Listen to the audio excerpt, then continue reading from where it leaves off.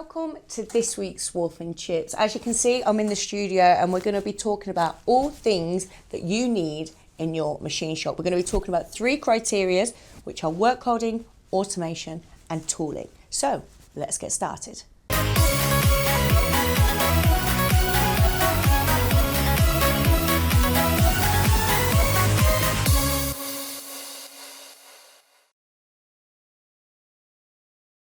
So the work holding is so important because it's reducing the setup times on the low volume work that you do. Yes. And you've got many of solutions, and we've looked at 2 of them already, but can you show us the third one? Well, the third one that we've used, which is the one we've used for the longest time, probably 20 years now, is the Aroa 0-point system, which actually allows you to take parts from a machine that's in a part machine state and check them, and then come back and make an adjustment on the machine and correct any errors that you found. And the guys who work the machines and do the programming can actually work the inspection machines.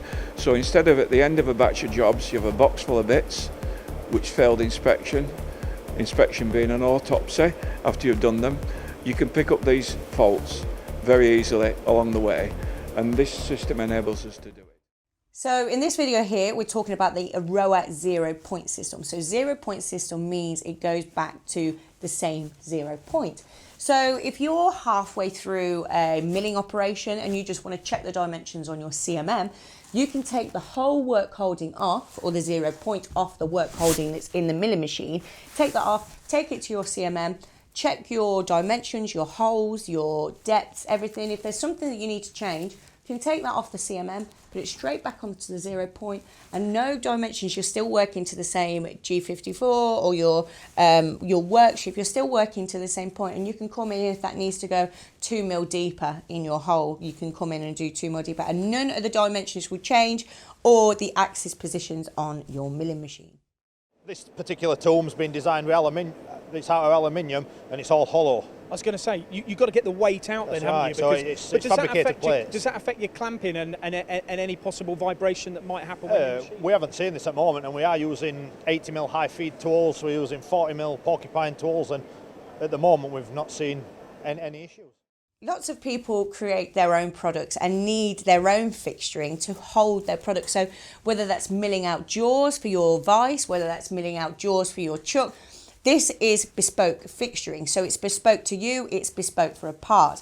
If you've got a part that ranges in 3 different sizes, so you've got a 10mm bar, you've got a 15mm bar, and you've got a 20mm bar, you are going to need different chuck jaws for that. So creating your own, milling out your own, or turning your own jaws is another possible way of creating your own work holding.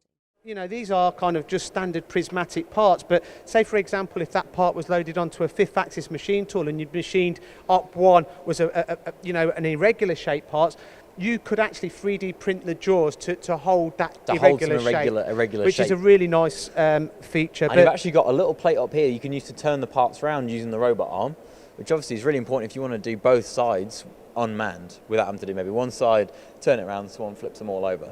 So that's actually a nice little feature that means you can actually flip parts over as well. Automation, just like us, it comes in lots of different shapes and sizes. We have different types. We have robots, cobots, pallet changers, bar feeders, probes. The possibilities are endless. And you can go from a 3-axis VMC to a fully fledged 5-axis VMC just by adding automation to your milling machine. We can add door opener and closers, and probing is another automation for me. I think if you set up a piece of work holding and you want to find the center, you want to put your 0 point in, get your probe it 2 different sides, X, Y, and Z, and there you go. It's giving you your cube. You don't have to use, I used a wobbler, and the amount that I broke was unbelievable, but this sends a signal straight to your machine. It's this in X, this in Y, and this in Z. Talk to me through what you've got currently set up on the table. Yeah, so here. at the moment we've got 8mm, 10mm, 12mm, 16mm, various sort of manufacturing regrinds. You can obviously interchange position in and you know wherever you want to put the tools. I mean, so you can put in any of these tools that you set up, you program on the software behind the machine. You set up the tool, set up the RFID, you program the RFID to tell it what program you need to run. You go and bob it in the plate, and then it gets machined at some point later in the day. Yeah, exactly. Yeah. So like I said, you can, if you want to make alterations or whatever, you can swap the order of tools. Do you know what I mean? If you want to, like I said, move one around and that, you've got the capabilities of doing that. Another thing about automation is you can automate your automation. So if you've got a robot in your machine, as we're looking here, so this company is creating tools. So we're regrinding tools, we're milling tools, and this has got a Fanuc little robot inside the machine feeding these bits of bar into the machine to create tools. But what we could do to that is there's a tray of material. We could get a bigger robot that just puts in the trays that the little robot is going to take from that tray into your machine. And another thing about automation is just as simple as a bar feeder on a sliding head. If your sliding head is creating 50 parts every hour, let's say for instance, you don't want to keep checking that machine every hour. If you stack it with 30 bars, how long is that going to take? I'll leave that down to you. Or you can use, as we saw there, the probing facility to be able to measure them. But if you don't practice those types of things, you could spend, if you calculated it over a week, you could spend hours actually setting your tools and the spindle not going, which is something you really want to eliminate. It's not just that though, it's about thinking about how many tools you've got in your carousel. Because the bigger the tool changer you've got, then the more flexibility you've got, and you might not have to stop the machine in order to put more tools in the carousel. That's important. You want to, and we come back to it, you want to keep that spindle running. So I think that the tooling side is really important, but it's not just also the tool carousel and the tools themselves. It's also about how quickly you can change from tool to tool. Now, some tool changers will have kind of sort of bi-directional or quick tool changing, so they'll position themselves ready for the next operation. Yes. So you haven't got to wait 15 seconds for a tool to go around a carousel. Yeah. These are all things that you can look at when you're buying a machine. So really you need to be able to get that tool in and out of the machine as fast as possible. Tooling is a vital part of the engineering process. Once you get your part, you need to go through all of your parts. So if you've got a drilled hole, you've got a tapped hole, you've got a radius boss on the top, what are you going to use for that? It takes a lot. You can't just pull a 10mm end mill off the shop floor, because it might have a flute missing, it might have summit missing, you might need through spindle coolant, you might need this, that, the other. So the process of getting your tools is critical. There's lots of different ways that you can set your tools on your machine or off your machine. We also have tool setters where we can put our tool in, scan the tool, it gets the radius clip, and it gets the height of the tool. You can then plug that straight into your machine. So whether it's 121 mil 0.23, it does it to the second or third decimal point.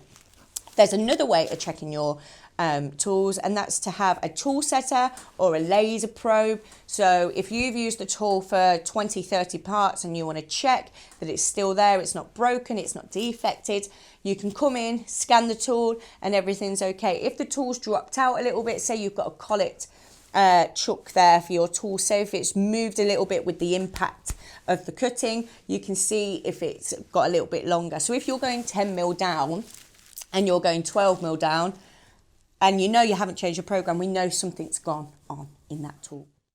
Yeah, so coolant is a big part of the manufacturing process. If we don't have coolant in what we do, we don't manufacture components.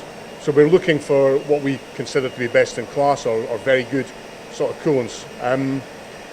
The product we're using at the moment, the dilution rate is a lot lower than what we would normally use or what we've been using previously. And that's helped. It's more cost effective. We found it's a very, very clean product, and the service that we're getting from Rockwell has been exceptional. The backup from Ian Feeney and his team has been first class. Yeah, and there's obviously some of the soft benefits as well. So clearly environmental impact, things like that. You talk about aerospace accreditation. These things are starting to be monitored now, aren't they? Yeah, I mean, it's a thing we take very seriously at Abbey Tool & Gauge, the environment. Our carbon footprint's important. We're constantly analysing where the waste is. And what we've found with the Rockwell product is, because we're using a smaller dilution, the things we've put in place to monitor tramp oil, where it creates a much more pleasant environment for our staff to work in. Less misting, cleaner machines, cleaner areas all round. An added bonus to tooling is coolant. It's not an added bonus actually, it's a necessity. So coolant is not just to cool down your tool, it's not just to flush all your swarf away. There are different types of ways that coolant helps your machine. So the one is the wash down, so flushing all the swarf down, because if that gets stuck, your table axis can't move. It gives you restricted movement within your machine. Another one is obviously to cool your tool down. You don't want your tool to get too hot. You don't want it to weld itself to the materials. And with all the exotic materials that we process nowadays, we need coolant to keep our tool strong, to keep our machine clean, and to keep those tools lasting a lifetime, or however lifetime of a part that's needed. There's also spray-on coolant that comes from the spindle. So what that happens is, say this is our tool. Sorry, yes, very technical. This is our tool. It goes up into the spindle. The coolant will come around the tool and spray on the tool, the holder, and the tool. There's one good thing about through spindle coolant. So a lot of tooling companies create flutes and tools and drills for through spindle coolant. So what happens is when it gets plugged in, when your tool holder gets plugged in to your spindle, there should be a hole here, and it should come down the tool holder into some little holes within the tool, which means if you're doing a 30mm pocket, the coolant will be coming out and it will be cooling inside that pocket and not just on top. So it's keeping your tool really cool and cold, and making sure it can go around. But there's one other thing as well. If we have a bull nose, let's say for example, we've done lots of 5-axis work, and we're just coming round and we're just cleaning it up to create a nice surface finish. If we're using this bit of the ball, okay, we're going to get lots of nitty gritty swarf in there, which can damage the part. It can scrap the whole surface finish. So if we have through spindle coolant, it's flushing that swarf away. So that the errors are gone then, aren't they? So if you have a chance to get through spindle coolant on your machine, get through spindle coolant. Thank you for watching this week's Swarf and Chips. I hope you enjoyed it just as much as me. This week we've been in the studio dissecting every inch of engineering. So we've gone through work holding, automation and tooling. I'd love to hear your comments and your views on what we've been talking about, and look forward to next week back out on the road.